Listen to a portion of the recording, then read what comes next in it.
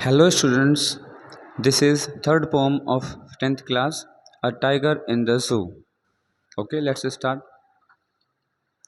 Stanza number 1. He stalks in his vivid stripes the few steps of his cage. एक tiger के लिए कहा गया है जो कि जू के अंदर में बंद है। तो ही स्टॉक मीन्स चलता है और विविध मीन्स स्पष्ट धारियों वाला बाघ चलता है अपने पिंजरे के कुछ कदम। Okay, on pads of velvet quiet in his quiet rage, यानी कि जो पैड गद्दी कहा गया है उसके पैरों के नीचे जो खाल है नरम नरम, उसको गद्दी कहा गया है। So on pads of velvet quite, बिल्कुल शांत वेलवेट जैसे और गद्दी जैसे पैरों के साथ वो चलता है उस पिंजरे के अंदर में। इन हिज क्वाइट रेज, वो गुस्से में है बहुत ज़्यादा। तो यहाँ पर देखिए स्ट्राइप्स, केज, क्वाइट और रेज। सो यहाँ पर हम ए बी सी बी, तो राइम स्कीम बनेगी ए बी सी बी। जो स्ट्राइप्स है उसको ए बोलेंगे, केज को बी बोलेंगे, क्वाइट सी है मैच नहीं कर रहा है कहीं से भी, और रेज केज से मैच कर रहा है। तो ए बी सी बी इस पूरी की पूरी पोएम की राइम स्कीम होगी। Okay, let's move to next stanza.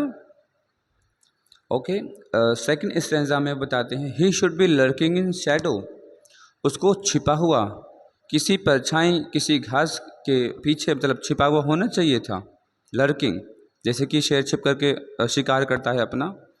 Sliding through long grass, लंबी लंबी घास जो होती है शेर के हाइट जितनी, और उसमें हल्के हल्के कदम आगे बढ़ाते हुए चलता हुआ होना चाहिए था। ये सेकंड स्टैंजा डिस्क्राइब करता है जंगल वाले शेर को या टाइगर को। नियर द वाटर होल, और वो स्लाइडिंग थ्रू कहाँ करेगा, कहाँ चलेगा लंबी लंबी घास में, जहाँ पानी के बड़े बड़े स्रोत होते हैं, कोई पौंड तालाब वगैरह होते हैं वहाँ पर। Near the water hole where plump deer pass, जहाँ पर मोटे ताजे हिरन आते हैं तो वहाँ पर आराम से वो शिकार कर सकता है, उसे वहाँ होना चाहिए था। Stanza number 3, he should B snarling around houses, उसे होना चाहिए था क्यों गुर्राता हुआ घरों के पास में। एट द जंगल्स एज, जंगल के किनारे पर, एज मीन्स किनारा।